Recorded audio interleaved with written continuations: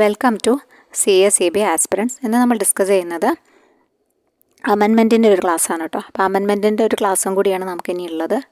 അപ്പോൾ അതും കൂടി നമുക്ക് കംപ്ലീറ്റ് ചെയ്യാം. കഴിഞ്ഞ ക്ലാസ്സിൽ ഒഫൻസസ് ആൻഡ് പെനാലിറ്റീസും പിന്നെ ഷെഡ്യൂൾ 1 ബന്ധപ്പെട്ട് വന്ന മാറ്റങ്ങളെല്ലാം നമ്മൾ ഡിസ്കസ് ചെയ്തിരുന്നു. അപ്പോൾ അത് കാണാത്ത കൂട്ടുകാരുണ്ടെങ്കിൽ നമ്മുടെ പ്ലേലിസ്റ്റ് ഒന്ന് പോയി ചെക്ക് ചെയ്യാം. അപ്പോൾ നമ്മുടെ മോർ വീഡിയോസ് എല്ലാം അവിടെ അവൈലബിൾ ആയിരിക്കും. നിങ്ങൾ സബ്സ്ക്രൈബ് ചെയ്തിട്ടില്ലെങ്കിൽ ദയവായി ഒന്ന് സബ്സ്ക്രൈബ് ചെയ്യുക. പിന്നെ വീഡിയോ ഇഷ്ടപ്പെട്ടാൽ ഒന്ന് ലൈക്കും കൂടി ചെയ്യാം കേട്ടോ. അപ്പോൾ നമ്മൾ 88 ചെറിയ മാറ്റങ്ങൾ വന്നിട്ടുണ്ട്. അപ്പോൾ അതിനെക്കുറിച്ചിട്ടാണ് നമ്മളൊന്ന് ഡിസ്കസ് ചെയ്യുന്നത്. അപ്പോൾ എന്താണ് 88? സെക്ഷൻ 88 എന്ന് പറഞ്ഞാൽ കോൺസ്റ്റിറ്റ്യൂഷൻ ഓഫ് CCU ആണ്. അപ്പോൾ നമ്മൾ നോട്ടിൽ അമെൻമെൻറ്റിൻ്റെ ഭാഗം മാത്രമേ നമ്മൾ ഉൾപ്പെടുത്തിയിട്ടുള്ളൂ. അപ്പോൾ അതിനേക്കാൾ കൂടുതൽ പോയിൻറ്റുകൾ നമ്മൾ പറയാറുണ്ട്. അപ്പോൾ അത് നിങ്ങൾക്കതൊന്ന് ഓർമ്മിക്കാൻ വേണ്ടിയിട്ടാണ് പറയുന്നത് കേട്ടോ. അപ്പോൾ അതൊന്നും നമ്മൾ നോട്ടിൽ ഉൾപ്പെടുത്തിയിട്ടില്ല. അമെൻമെൻറ്റ് ഓഫ് സെക്ഷൻ 88B ആണ്. പിന്നെ ഒരു 88Bയിലാണ് ഒരു ചെറിയ മാറ്റം വന്നിട്ടുള്ളത്. അപ്പോൾ 88 എന്ന് പറഞ്ഞാൽ കോൺസ്റ്റിറ്റ്യൂഷൻ ഓഫ് CCU ആണ് കേട്ടോ. സർക്കിൾ കോപ്പറേറ്റീവ് യൂണിയൻ്റെ കോൺസ്റ്റിറ്റ്യൂഷനുമായി ബന്ധപ്പെട്ടിട്ടാണ് 88 പറയുന്നത്. അപ്പോൾ അത് പ്രധാനപ്പെട്ട ഒരു സെക്ഷൻ തന്നെയാണ് സെക്ഷൻ 88. ആരാണ് CCUവിനെ കോൺസ്റ്റിറ്റ്യൂട്ട് ചെയ്യുന്നതെന്ന് വെച്ചാൽ എന്താ ഉത്തരം? ഗവൺമെൻറ് ആണ് അല്ലേ. CCUയുടെ പ്രവർത്തന പരിധി എങ്ങനെയാണ്? താലൂക്കാണ് പ്രവർത്തന പരിധിയായി വരുന്നത്. അപ്പോൾ ഗവൺമെൻറ് ആണ് CCUവിനെ കോൺസ്റ്റിറ്റ്യൂട്ട് ചെയ്യുന്നത് എന്ന് സബ്സെക്ഷൻ 1 പറഞ്ഞു വെച്ചിട്ടുണ്ട് കേട്ടോ. ഗവൺമെൻറ് ആണ് CCUവിനെ കോൺസ്റ്റിറ്റ്യൂട്ട് ചെയ്യുന്നത് എന്ന് പറയുന്നുണ്ട്. പിന്നെ സബ്സെക്ഷൻ 1 തന്നെ ധാരാളം ഉപവകുപ്പുകളായിട്ട് കൂട്ടിച്ചേർത്തിട്ടുണ്ട്. ആരൊക്കെയാണ് മെമ്പേഴ്സ് ആയിട്ടുള്ളത് എന്ന് ധാരാളം ഉപവകുപ്പുകളായിട്ട് കൂട്ടിച്ചേർത്തിട്ടുണ്ട്. അപ്പോൾ അതൊക്കെ എന്താണെന്ന് നമുക്കൊന്ന് നോക്കാം കേട്ടോ. അതായത് 7 members, 7 members of the CCU, various categories affiliated society.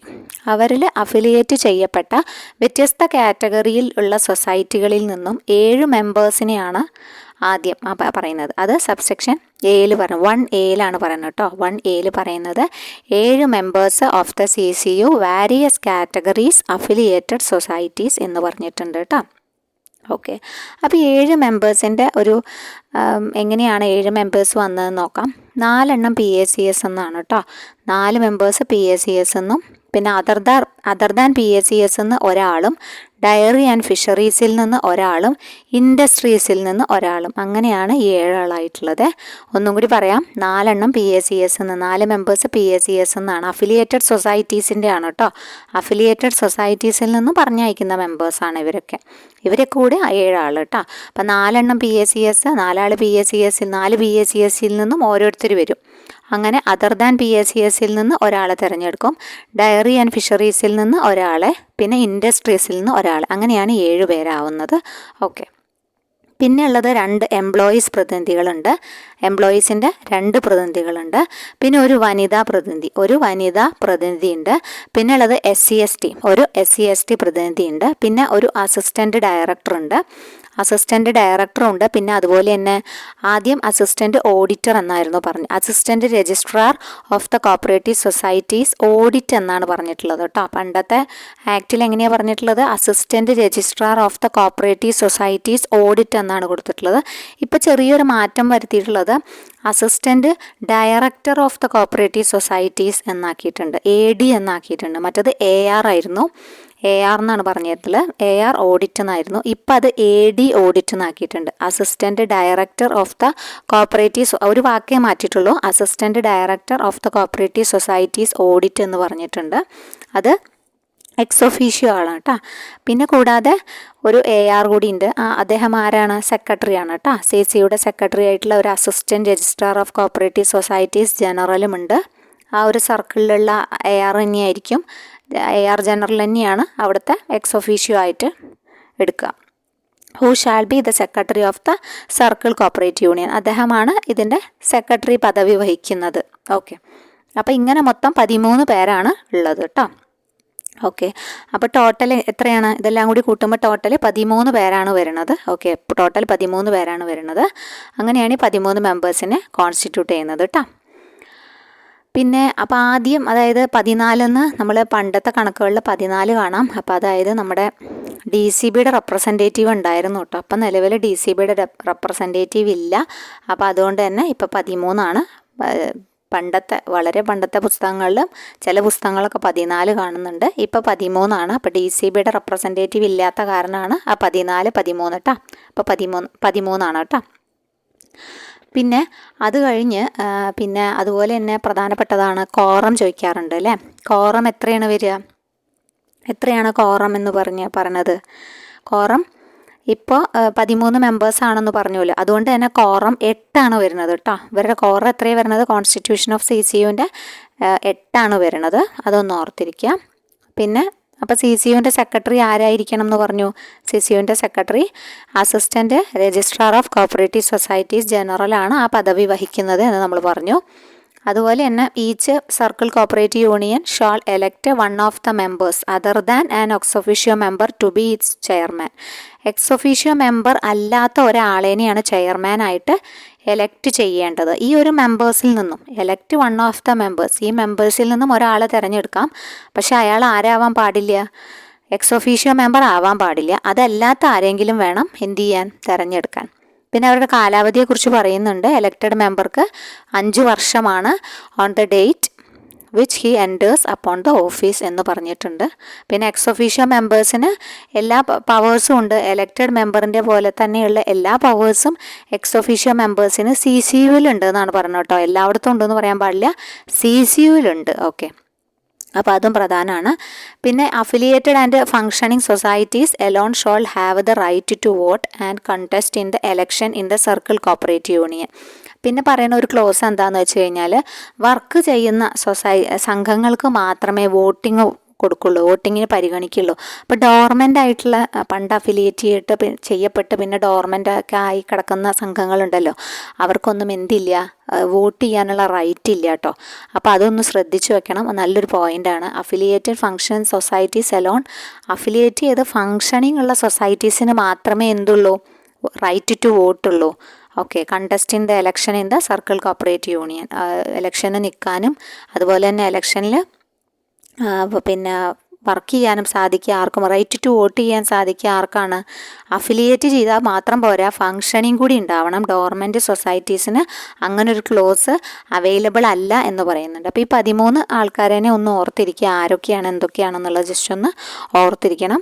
അപ്പം ഇനി നമുക്ക് മാറ്റം വന്ന ഭാഗം ഒന്ന് നോക്കാം.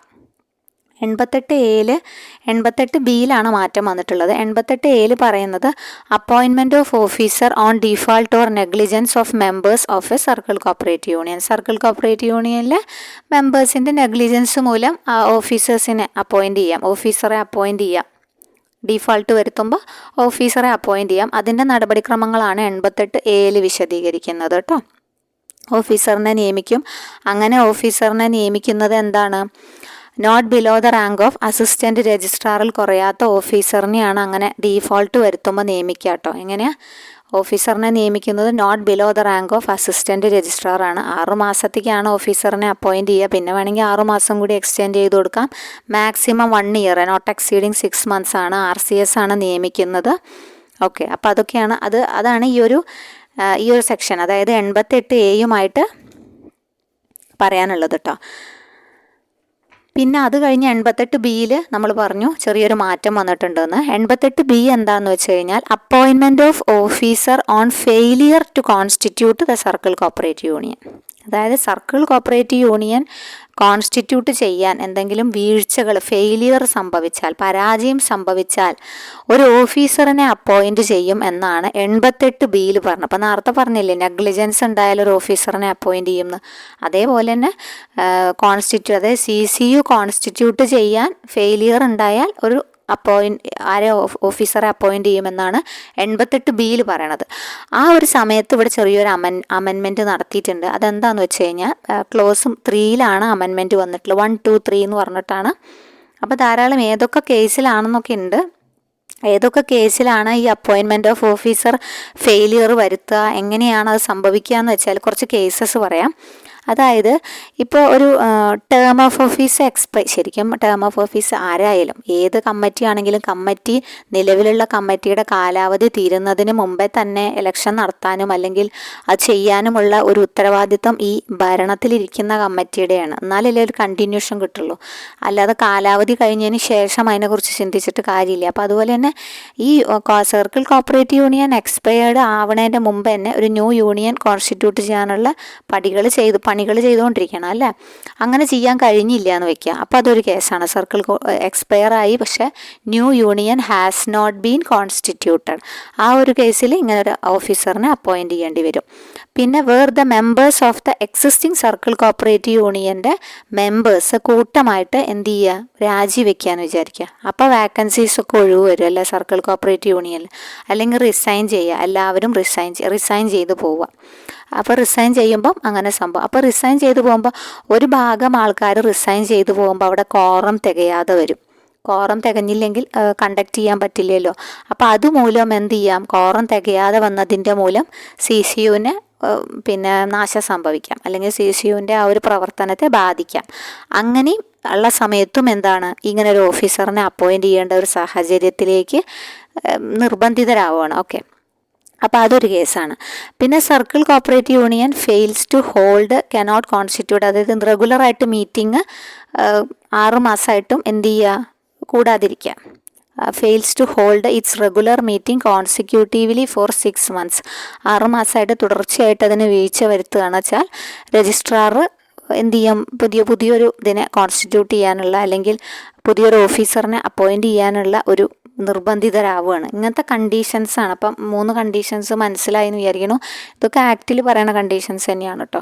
അപ്പോൾ ഇതൊക്കെയാണ് ഇതിൻ്റെ ഇതിലേക്ക് നയിക്കുന്ന ഘടകങ്ങൾ എന്ന് പറയുന്നത്. ഓക്കെ, അപ്പോൾ അത് കഴിഞ്ഞ് അതിനെ കുറിച്ചിട്ടാണ് പിന്നെ 1, 2, 3 എന്ന് പറഞ്ഞ 3 ക്ലോസുകളിലായിട്ട് പറയുന്നുണ്ട്. അതിൽ 3ാമത്തെ ക്ലോസിൽ 88B മൂന്നാമത്തെ ക്ലോസിലുള്ളൊരു കാര്യമാണ് പണ്ട് പറഞ്ഞിരുന്നത്. ഈ സർക്കിൾ കോപ്പറേറ്റീവ് യൂണിയൻ ഓഫീസറിനെ അപ്പോയിൻറ്റ് ചെയ്യും എന്നാണ് പറഞ്ഞിരുന്നത്. ഓഫീസർ, ഇപ്പം നമ്മുടെ ഹെഡിങ്ങിലുള്ളത് ഓഫീസർ എന്നാണല്ലോ. പക്ഷേ ഇവിടെ ഓഫീസർ കഴിഞ്ഞിട്ട് ഇപ്പം അമെൻഡ് ചെയ്തപ്പോൾ ഓഫീസർ കഴിഞ്ഞിട്ട് എന്തായി, അഡ്മിനിസ്ട്രേറ്റർ ആവാം, അല്ലെങ്കിൽ ഒരു അഡ്മിനിസ്ട്രേറ്റീവ് കമ്മിറ്റീനെ വെക്കാം എന്നുണ്ട്. എത്ര പേര് കൂടാത്ത നോട്ട് മോർ ദാൻ 3 persons. അത് മുമ്പെയൊക്കെ നമ്മൾ പല അഡ്മിനിസ്ട്രേറ്റീവ് കമ്മിറ്റിയുടെ കേസസും കണ്ടിട്ടുണ്ടല്ലോ. അവിടെയൊക്കെ പറഞ്ഞ ക്ലോസ് തന്നെയാണ്. ഇവിടെ ഓഫീസറിനെ വെക്കാം എന്നാണ് ആദ്യം പറഞ്ഞിരുന്നത്. പക്ഷേ ഇപ്പോൾ പറയുന്നത് officer or administrator or an administrative committee. അപ്പോൾ 3 ഓപ്ഷൻസായി ഇപ്പോൾ. ഒന്നെങ്കിൽ ഓഫീസറിനെ വെക്കാം, അല്ലെങ്കിൽ ഒരു അഡ്മിനിസ്ട്രേറ്ററിനെ വെക്കാം, അല്ലെങ്കിൽ ഒരു അഡ്മിനിസ്ട്രേറ്റീവ് കമ്മിറ്റീനെ വെക്കാം കേട്ടോ. ഈ 3 ഓപ്ഷൻസ് അവിടെ വരികയാണ്. അവരുടെ കാലാവധി പറയുന്നത് നേരത്തെ പറഞ്ഞ പോലെ 6 months കൂടാൻ പാടില്ല. എക്സ്റ്റെൻഡ് ചെയ്ത് കൊടുത്താൽ മാക്സിമം 1 year വരെ എക്സ്റ്റെൻഡ് ചെയ്ത് കൊടുക്കാം. അതൊക്കെ അതിലൊന്നും ഒരു മാറ്റവും വരുത്തിയിട്ടില്ല. ഈ ഒരു ഭാഗത്തിൽ മാത്രമാണ് മാറ്റം വരുത്തിയിട്ടുള്ളത്. അപ്പോൾ അഡ്മിനിസ്ട്രേറ്റീവ് കമ്മിറ്റിയുടെയും കാലാവധി അത് മനസ്സിലായില്ലോ. 3 ആളിൽ കൂടാത്തതാണ് അഡ്മിനിസ്ട്രേറ്റീവ് കമ്മിറ്റിയുടെ അംഗബലം എന്ന് നമ്മൾ കുറേ ഭാഗത്തായിട്ട് നമ്മൾ ഡിസ്കസ് ചെയ്തുകൊണ്ടിരിക്കുന്ന കാര്യം തന്നെയാണ്. പിന്നെ 1 among them shall be a convener, അവരിൽ ഒരാൾ കൺവീനർ ആയിരിക്കും എന്നും പറയുന്നുണ്ട്. അതും ഇവിടെ ആഡ് ചെയ്തിട്ടുണ്ട്. അപ്പോൾ ഈ ഒരു ഭാഗമാണ് ഇവിടെ ആഡ് ചെയ്തിട്ടുള്ളത്. ഓക്കെ, അത് കഴിഞ്ഞ് 89 വരികയാണ് നമ്മൾ. അപ്പോൾ 88 പ്രധാനപ്പെട്ട കാര്യങ്ങൾ നമ്മൾ പറഞ്ഞു. 13 ആളുടെ കാര്യം, കോൺസ്റ്റിറ്റ്യൂട്ട് ചെയ്യേണ്ട കാര്യം ഒന്ന്, പിന്നെ അവരുടെ സെക്രട്ടറി ആരാണ്, പിന്നെ ചെയർമാൻ ആരാണെന്നൊക്കെ ഒന്ന് ശ്രദ്ധിച്ചിരിക്കണം. അത് കഴിഞ്ഞ് നമ്മൾ 89 കടക്കുമ്പം 89 എന്താണ്, സ്റ്റേറ്റ് കോപ്പറേറ്റീവ് യൂണിയനായി ബന്ധപ്പെട്ട സെക്ഷനാണ് സെക്ഷൻ 89 എന്ന് പറഞ്ഞു കഴിഞ്ഞാൽ. സെക്ഷൻ 89 എന്താണ്, എസ്റ്റാബ്ലിഷ്മെൻറ്റ് ഓഫ് സ്റ്റേറ്റ് കോപ്പറേറ്റീവ് യൂണിയനാണ് 89. അപ്പോൾ പിന്നെ establishment of state cooperative union 89 അപ്പോൾ അതുമായി ബന്ധപ്പെട്ട കാര്യം അവിടെയും കോൺസ്റ്റിറ്റ്യൂഷൻ പറയുന്നുണ്ടല്ലോ. പിന്നെ ഈ സ്റ്റേറ്റ് കോപ്പറേറ്റീവ് യൂണിയൻ്റെ ഒരു പ്രത്യേകത, അതും എസ്റ്റാബ്ലിഷ് ചെയ്യുന്നത് ആരെന്നെ, ഗവൺമെൻറ് തന്നെയാണ് അല്ലേ. ജനറൽ ബോഡി ഉണ്ട്, മാനേജിങ് കമ്മിറ്റി ഉണ്ട്, 2 അതോറിറ്റി ഉണ്ട് കേട്ടോ. ജനറൽ ബോഡി ഉണ്ട്, മാനേജിങ് കമ്മിറ്റി ഉണ്ട്, 2 അതോറിറ്റി ഉണ്ട്. ഓക്കെ, അപ്പോൾ അതൊരു പ്രധാനപ്പെട്ട പോയിൻ്റാണ്, അത് ഓർത്തിരിക്കണം. ഇവരുടെ കോറം പറയുന്നത് 12 കേട്ടോ. ഇവരുടെ കോറം പറയുന്നത്, SCUവിൻ്റെ കോറം പറയുന്നത് എന്താണ്, 12. ഓക്കെ, CCUവിന് ജനറൽ ബോഡി ഉണ്ടോ? CCUവിന് ജനറൽ ബോഡി ഇല്ല. പക്ഷേ SCUവിന് എന്തുണ്ട്, സ്റ്റേറ്റ് കോപ്പറേറ്റീവ് യൂണിയന് ജനറൽ ബോഡി ഉണ്ട്, മാനേജിങ് കമ്മിറ്റി ഉണ്ട്. ഗവൺമെൻറ് തന്നെയാണ് സ്റ്റേറ്റ് കോപ്പറേറ്റീവ് യൂണിയന് കോൺസ്റ്റിറ്റ്യൂട്ട് ചെയ്യുന്നത്. റൂൾ 147 അവരുടെ കോൺസ്റ്റിറ്റ്യൂഷനുമായി ബന്ധപ്പെട്ട. ആ ഭാഗത്ത് അത്യാവശ്യം പോയിന്റുകൾ പഠിക്കാനുണ്ട്. അപ്പോൾ അത് കഴിഞ്ഞ് ഈ ഓരോ എങ്ങനെയാണ് ഈ ജനറൽ ബോഡിയിൽ ആരൊക്കെയാണ് ഉള്ളത് നമുക്ക് നോക്കാം. മാനേജിങ് കമ്മിറ്റിയിൽ ആരൊക്കെയാണ് ഉള്ളതെന്ന് പഠിക്കണം, ജനറൽ ബോഡിയിൽ ആരൊക്കെയുള്ളതെന്ന് പഠിക്കണം. ജനറൽ ബോഡിയിൽ എണ്ണം പറയുന്നില്ല, പക്ഷെ എവിടെ നിന്നൊക്കെ ആൾക്കാരെ എടുക്കും എന്ന് പറയുന്നുണ്ട്. അപ്പോൾ ജനറൽ ബോഡിയിൽ പറയുന്നത് ഓരോ CCUയിൽ നിന്നും ഒരാളെ എടുക്കും എന്ന് പറയണം. ഓരോ CCUയിൽ നിന്നും ഓരോ ആൾക്കാരെ എടുക്കും പ്രതിനിധികളായിട്ട്. അപ്പെക്സ് സംഘങ്ങളിൽ നിന്നും ഒരു പ്രതിനിധിയെ എടുക്കും. എല്ലാ അപ്പെക്സ് സംഘങ്ങളിൽ നിന്നും ഓരോ പ്രതിനിധികളെ വീതം ഇവരുടെ ജനറൽ ബോഡിയിലേക്ക് എടുക്കും. സെൻട്രൽ സൊസൈറ്റികളിൽ നിന്നും ഒരാളെ എടുക്കും. എംപ്ലോയീസിൻ്റെ റെപ്രസെൻറ്റേറ്റീവ് എടുക്കും. SC/STയുടെ എടുക്കും. വുമണിനെ എടുക്കും. എക്സ് ഒഫീഷ്യോ മെമ്പേഴ്സ് ആക്കിയെടുക്കും. പിന്നെ ഗവൺമെൻറ് നോമിനീനെ വയ്ക്കും. അപ്പോൾ ഇവരൊക്കെ കൂടിയതാണ് ഇവരുടെ ജനറൽ ബോഡി എന്ന് പറഞ്ഞു കഴിഞ്ഞാൽ. ഓക്കെ, അങ്ങനെ ജനറൽ ബോഡി കൂടിയിട്ട് അതിൽ നിന്ന് ഒരു കമ്മിറ്റീനെ തീരുമാനിക്കുക, അല്ലെ? അതാണ് മാനേജിങ് കമ്മിറ്റി എന്ന് പറയുന്നത്. അപ്പോൾ ഈ മാനേജിങ് കമ്മിറ്റിയുടെ ആൾക്കാരെ നമ്മൾ 23 ടോട്ടൽ നമ്പർ ഓഫ് മെമ്പേഴ്സ് പറയുന്നത് കേട്ടോ. Total number of members 23, quorum ആണെങ്കിൽ 12. അത് രണ്ടും പഠിച്ചിരിക്കണം. മറ്റോടത്ത് എത്രയായിരുന്നു? 13 ആയിരുന്നു കേട്ടോ ടോട്ടൽ നമ്പർ ഓഫ് മെമ്പേഴ്സ്. അപ്പോൾ ഇവിടെ മാനേജിങ് കമ്മിറ്റിയിൽ എങ്ങനെയാണെന്ന് വെച്ച് കഴിഞ്ഞാൽ ഓരോ ഡിസ്ട്രിക്റ്റിൽ നിന്നുമാണ് കേട്ടോ, ഓരോ റവന്യൂ ഡിസ്ട്രിക്റ്റിൽ നിന്നും ഓരോ മെമ്പേഴ്സ്, അങ്ങനെ 14 പേര് വരും. അപ്പെക്സ് സൊസൈറ്റീസ് അതർ ദാൻ നമ്മുടെ കേരള ബാങ്കിൽ നിന്ന് അല്ലാത്ത അപ്പെക്സ് സംഘങ്ങളിൽ നിന്ന് ഒരാൾ, കേരള ബാങ്കിൽ നിന്ന് 2 ആൾ. ഓക്കെ, കേരള ബാങ്കിൽ നിന്ന് 2 ആൾ, കേരള ബാങ്കിൽ നിന്ന് അല്ലാത്ത അപ്പെക്സ് സംഘങ്ങളിൽ നിന്ന് ഒരാൾ, പിന്നെ SC/ST ഒരാൾ, വുമൺ റെപ്രസെൻറ്റേറ്റീവ് ഒരാൾ, എംപ്ലോയീസിൽ നിന്ന് ഒരാൾ, ഗവൺമെൻറ് നോമിനി 2 ആൾ. അതെല്ലായിടത്തും അങ്ങനെ തന്നെയാണല്ലോ, government nominee not more than 2 എന്ന് തന്നെയാണല്ലോ പറയുക. പിന്നെ എക്സ് ഒഫീഷ്യോ മെമ്പർ ഉണ്ട് കേട്ടോ. എക്സ് ഒഫീഷ്യോ മെമ്പർ എന്ന് പറഞ്ഞാൽ SCUവിൻ്റെ സെക്രട്ടറിയാണ് എക്സ് ഒഫീഷ്യോ മെമ്പറായിട്ട് വരിക. ഓക്കെ, അപ്പോൾ അത് അഡീഷണൽ രജിസ്ട്രാറിൽ കുറയാത്ത തസ്തികയുള്ള ആളായിരിക്കണം. ആരായിരിക്കണം? അഡീഷണൽ രജിസ്ട്രാറിൽ കുറയാത്ത ആളായിരിക്കണം. ഓക്കെ, അങ്ങനെ 23 ആൾക്കാരാണുള്ളത്. എലക്റ്റഡ് മെമ്പേഴ്സ് എന്ന് വെച്ച് കഴിഞ്ഞാൽ 20 പേരെയാണ് എലക്ട് ചെയ്യുന്നത്. ഗവൺമെൻറ് നോമിനി 2, പിന്നെ എക്സ് ഒഫീഷ്യോ മെമ്പർ ഒരാൾ ഒഴികെ ബാക്കി എല്ലാവരും എലക്റ്റഡ് മെമ്പേഴ്സാണ്. മറ്റേത് ഗവൺമെൻറ് നോമിനേറ്റ് ചെയ്യുന്നതും X officio member ex officio രീതിയിൽ വരുന്നതുമാണ്. ബാക്കി 20 എലക്റ്റഡ് മെമ്പേഴ്സ് എന്ന് പറയും. ഇവരുടെ കാലാവധി പറയുന്നത് 5 വർഷം തന്നെയാണ്. From the date on which they enter upon office തന്നെയാണ്. ഓക്കെ, അപ്പോൾ RCS അല്ലെങ്കിൽ നോമിനേറ്റ് ചെയ്യപ്പെടുന്ന ഒരു ഓഫീസറാണ് എന്ത്? Not below the rank of additional registrar of cooperative societies ആണ് സെക്രട്ടറി ആവുക. അത് നോമിനേറ്റ് ചെയ്യുന്നത് രജിസ്ട്രാറാണ് നോമിനേറ്റ് ചെയ്യുന്നത് കേട്ടോ. രജിസ്ട്രാറാണ് ആ ഒരു ഡിപ്പാർട്ട്മെൻറ്റിലുള്ള not below the rank of additional registrar of cooperative സൊസൈറ്റീസിൻ്റെ സെക്രട്ടറി ആയിട്ട് SCUവിന് നിയമിക്കുന്നത്. ഓക്കെ, പിന്നെ നേരത്തെ പറഞ്ഞ പോലെ തന്നെ എക്സ് ഒഫീഷ്യോ മെമ്പർക്ക് ചെയർമാൻ ആവാൻ കഴിയില്ല, പക്ഷേ വോട്ടിംഗ് ഒക്കെ പറ്റും, ചെയർമാൻ ആവാൻ കഴിയില്ല എന്ന് പറഞ്ഞിട്ടുണ്ട്. ഓക്കെ, അപ്പോൾ അതുമായി ബന്ധപ്പെട്ട കാര്യങ്ങളൊക്കെ നിങ്ങൾക്ക് ഓർത്തിരിക്കുക. പിന്നെ ഇപ്പോൾ നേരത്തെ പറഞ്ഞ പോലെ 89B ഇവിടെ മാറ്റം വന്നിട്ടുള്ളത്. 89B ഇവിടെ മാറ്റം വന്നിട്ടുള്ളത്. അപ്പോൾ കോൺസ്റ്റിറ്റ്യൂഷൻ ജസ്റ്റ് ഒന്ന് നിങ്ങൾ ഓർത്തിരിക്കണം, അത് പ്രധാനപ്പെട്ട തന്നെയാണ്. അപ്പോൾ കേരള ബാങ്കിൽ നിന്ന് എത്ര ആളുണ്ട് ചോദിച്ചാൽ എന്താ ഉത്തരം പറയുക? കേരള ബാങ്കിൽ നിന്ന് 2 ആളുണ്ട് എന്ന് പറയണം, അല്ലേ? എക്സ് ഒഫീഷ്യോ മെമ്പേഴ്സ് എത്ര പേരുണ്ട്? അങ്ങനത്തെ ചോദ്യങ്ങളൊക്കെ വരുമ്പോൾ അത് ഇമ്പോർട്ടൻ്റ് ആണ്, അതൊന്ന് നോക്കി വെക്കണം. ഓക്കെ, അപ്പോൾ പിന്നെ അമെൻമെൻറ്റിൻ്റെ ഭാഗം നമുക്കൊന്ന് ജസ്റ്റ് നോക്കിയിട്ട് പോകാം. ചെറിയൊരു ഭാഗം മാത്രമേ ഉള്ളൂ അമെൻമെൻറ്റ്. സെക്ഷൻ 89B ആണ്. 89A പറയുന്നത് appointment of officer or committee of default or negligence of the managing committee of the state cooperative union. പിന്നെ 89B നമുക്ക് അമെൻമെൻറ്റ് വന്ന ഭാഗമുള്ളത് appointment of officers or committee on failure to constitute the managing committee of the state cooperative union എന്ന് പറഞ്ഞിട്ടാണ് പറഞ്ഞിട്ടുള്ളത്. അപ്പോൾ അതിൽ 3ാമത്തെ ക്ലോസിലാണ് മാറ്റം വന്നിട്ടുള്ളത്. ഇനി അപ്പോയിൻറ്റ് ചെയ്യുന്ന ഓഫീസറെ അപ്പോയിൻറ്റ് ചെയ്യുന്ന കാര്യം തന്നെയാണ് നേരത്തെ പറഞ്ഞ പോലെ കോപ്പറേറ്റീവ് ഡിപ്പാർട്ട്മെൻറ്റ് എന്നായിരുന്നു അന്ന് പറഞ്ഞിട്ടുള്ളത്. അപ്പോൾ കോപ്പറേറ്റീവ് ഡിപ്പാർട്ട്മെൻറ്റിൻ്റെ കൂടെ ഇപ്പോൾ പറഞ്ഞിട്ടുള്ളത് not below the rank of RCS എന്ന് പറഞ്ഞിട്ടുണ്ട്. അതായത് not below the rank of additional registrar or an administrator or administrative committee consisting of 3 persons, one among them shall be a convener എന്ന് പറഞ്ഞിട്ടുണ്ട്. അതായത് ഇവരുടെ പദവി മറ്റത് കോപ്പറേറ്റീവ് ഡിപ്പാർട്ട്മെൻറ്റിലെ ഒരു ഓഫീസർ എന്നേ പറഞ്ഞിട്ടുണ്ടായിരുന്നുള്ളൂ. ഫെയിലിയർ ആകുമ്പോൾ കോൺസ്റ്റിറ്റ്യൂട്ട് ചെയ്യേണ്ടത്. പക്ഷേ ഇവിടെ പറയുന്നത് അഡീഷണൽ രജിസ്ട്രാറിൽ കുറയാത്ത ആളോ, പിന്നെ അഡ്മിനിസ്ട്രേറ്ററോ, അഡ്മിനിസ്ട്രേറ്റീവ് കമ്മിറ്റിയോ, 3 ആളിൽ കുറയാത്ത അഡ്മിനിസ്ട്രേറ്റീവ് കമ്മിറ്റിയോ, അതിലൊരാൾ കൺവീനർ ആവണം എന്ന് പറയുന്നുണ്ട്. അപ്പോൾ അങ്ങനെ ഒരു ക്വാളിഫിക്കേഷൻ പറയുന്നുണ്ട്. പക്ഷേ ഈ 88B അങ്ങനെ ക്വാളിഫിക്കേഷൻ പറയണില്ല കേട്ടോ. അതായത് അഡീഷണൽ രജിസ്ട്രാർ വേണം എന്ന് നിർബന്ധം പറയുന്നുണ്ടോ? ഇല്ല. SUവിൻ്റെ കാര്യത്തിൽ അങ്ങനത്തെ ഒരു പദവി, അതായത് അഡീഷണൽ രജിസ്ട്രാറിൽ കുറയാത്ത, പിന്നെ അഡ്മിനിസ്ട്രേറ്റീവ് കമ്മിറ്റി എന്ന് മൊത്തം ആഡ് ചെയ്തിട്ടുണ്ട്. പിന്നെ ബാക്കിയെല്ലാം പഴയ 6 മാസം മാക്സിമം, അല്ല 6 മാസം കൊടുക്കാം, പിന്നെ മാക്സിമം 1 ഇയർ ആക്കാം എന്നൊക്കെ പറയണതൊക്കെ നാച്ചുറൽ, അവിടെ എന്താണോ ഉള്ളത് അത് തന്നെയാണ് കേട്ടോ. അതുമായി ബന്ധപ്പെട്ട കാര്യങ്ങൾ തന്നെയാണ് പറയണത്. ഓക്കെ, അപ്പോൾ പിന്നെ നമുക്കിനി ചെറിയൊരു ഭാഗം മാത്രമേ ഉള്ളൂ, ഈ ഒരു ഭാഗം അത്രയേ ഉള്ളൂ, ഇതിലൊരു അമെൻഡ് ചെയ്ത ഭാഗം അത്രയേ ഉള്ളൂ കേട്ടോ. പിന്നെ നമുക്കുള്ള ഒരു ചെറിയൊരു ഭാഗം എന്ന് പറഞ്ഞാൽ 106A ആണ് കേട്ടോ. 106Aയിലാണ് ചെറിയൊരു ഭാഗം ആഡ് ചെയ്തിട്ടുണ്ട്. അപ്പോൾ അതും കൂടി നമുക്ക് പറഞ്ഞിട്ട് പോകാം. 106 എന്ന് പറഞ്ഞാൽ എന്താണ്? Immunity for act done or purporting to be done in good faith എന്നാണ് 106. അപ്പോൾ 106A എന്ന് പറഞ്ഞിട്ടൊരു ഭാഗം ആഡ് ചെയ്ത് ചേർത്തിരിക്കുകയാണ്.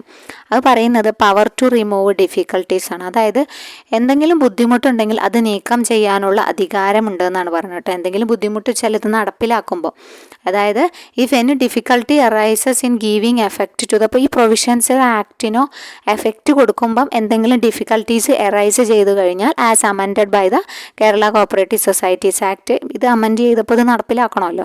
ഇത് നടപ്പിലാക്കാൻ ചെല്ലുമ്പോൾ എന്തെങ്കിലും ഡിഫിക്കൽട്ടീസ് ഉണ്ടെങ്കിൽ അത് എറൈസ് ചെയ്യാനുള്ള ഒരു അധികാരമുണ്ട് എന്നാണ് പറയുന്നത്. സ്റ്റേറ്റ് ഗവൺമെൻറ്റിന് ജനറൽ അല്ലെങ്കിൽ സ്പെഷ്യൽ ഓർഡർ പബ്ലിഷ് ചെയ്യാം ഗസറ്റിൽ. അതിനനുസരിച്ച് പ്രൊവിഷൻസ് ഉണ്ടാക്കിയിട്ട് എന്ത് ചെയ്യാം, അതെന്താണോ പ്രശ്നം അത് റിമൂവ് ചെയ്യാം, ആ ഡിഫിക്കൽട്ടി റിമൂവ് ചെയ്യാം. അത് പ്രധാനപ്പെട്ടാണ്. 106Aയിലാണ് അങ്ങനെ ഒരു ക്ലോസ് പറയുന്നത്. പുതിയതായിട്ട് അന്ന് 106 ഉണ്ടായിരുന്നുള്ളൂ, ഇപ്പോൾ 106A എന്ന് പറഞ്ഞിട്ട് ആഡ് ചെയ്തതാണ് കേട്ടോ. ഇവിടെ ഒരു വർഷം പറയുന്നുണ്ട്, അതായത് 2 വർഷത്തിനകം provided that no such order shall be made after the expiry of a period of 2 years from the commencement of Kerala cooperative societies amendment act 2023. അതും പ്രത്യേകം നോട്ട് ചെയ്യണം. 2023 വന്നതാണിത്. അപ്പോൾ 2024 പ്രാബല്യത്തിൽ വന്നു. 2 വർഷത്തിനുള്ളിൽ എന്തെങ്കിലും ഇതിനിങ്ങനെ ഡിഫിക്കൽട്ടി ഉണ്ടായി, എന്തെങ്കിലും ഒരു order, general or special order government പുറപ്പെടുവിക്കാമെന്ന് പറഞ്ഞു. അത് ഏതെങ്കിലും കാലത്തല്ല, 2 വർഷത്തിനുള്ളിൽ പുറപ്പെടുവിക്കണം. After the expiry of period of 2 years made after the expiry of a period of 2 years. ഈ കമൻസ്മെൻറ്റ്, അതായത് ഈ അമെൻമെൻറ്റ് ആക്ട് കമൻസ് ചെയ്ത് ഈ 2 വർഷത്തിനുള്ളിൽ എന്ത് ചെയ്യണം, മാറ്റം വരുത്തണം സച്ച് ഓർഡറിന്. അല്ലാതെ എപ്പോഴെങ്കിലും ചെയ്താൽ പോരാന്നാണ് പറയണത്. Every order made under this section shall be laid as soon as may be after it is made before the legislative അസംബ്ലിയിൽ വെക്കണം എന്ന് പറഞ്ഞിട്ടുണ്ട്.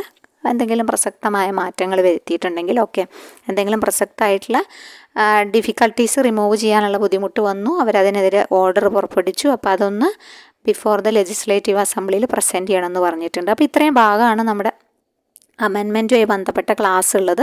അപ്പോൾ നമ്മൾ ഏകദേശം നമ്മളെ കൊണ്ട് കഴിയാവുന്ന രീതിയിൽ അമെൻമെൻറ്റ് എടുത്ത് അവസാനിപ്പിച്ചിട്ടുണ്ട്. നിങ്ങൾക്ക് മനസ്സിലായി എന്നാണ് ഞാൻ വിചാരിക്കുന്നത്. അപ്പോൾ ബാക്കി നിങ്ങൾക്കാണ് അറിയുക, നിങ്ങൾക്ക് എത്രത്തോളം പോയിൻറ്റുകൾ മനസ്സിലായി, എന്തെല്ലാം ഗുണങ്ങളുണ്ടായതെന്ന് നിങ്ങൾക്കാണ് അറിയുക കേട്ടോ. അപ്പോൾ നിങ്ങൾ മാക്സിമം സപ്പോർട്ട് ചെയ്യുക. നമ്മൾ നല്ല രീതിയിൽ തന്നെ ക്ലാസ്സുകളായിട്ട് മുന്നോട്ട് പോകുന്നതായിരിക്കും കേട്ടോ. അപ്പോൾ കുറേ പേര് ചോദിച്ചിരുന്നു. കുറച്ച് ടോപ്പിക്ക് മാത്രമേ ഉൾപ്പെടുത്താൻ കഴിഞ്ഞിട്ടുള്ളൂ. ഇനിയും ധാരാളം ടോപ്പിക്ക് എടുക്കാനുണ്ട്. എനിക്കറിയാം, സമയക്കുറവും പ്രശ്നം എല്ലാവർക്കും അറിയാമല്ലോ. അപ്പോൾ നമ്മളും ഓടി എത്തിക്കൊണ്ടിരിക്കുകയാണ്. അപ്പോൾ നമുക്ക് സമയമുണ്ട്, നമുക്ക് എല്ലാ ടോപ്പിക്കും വിശാലമായിട്ട് പഠിക്കാനുള്ള സമയമുണ്ട്. അപ്പോൾ നിങ്ങൾ തുടർച്ചയായിട്ട് നമ്മുടെ ചാനൽ ഫോളോ ചെയ്യുക, ഒന്ന് സപ്പോർട്ട് ചെയ്യുക. തീർച്ചയായിട്ടും നമുക്ക് പഠിച്ചുകൊണ്ടിരിക്കുക കേട്ടോ. Thank you. അപ്പോൾ അടുത്ത നല്ലൊരു വീഡിയോ ആയിട്ട് കാണാം. Thank you.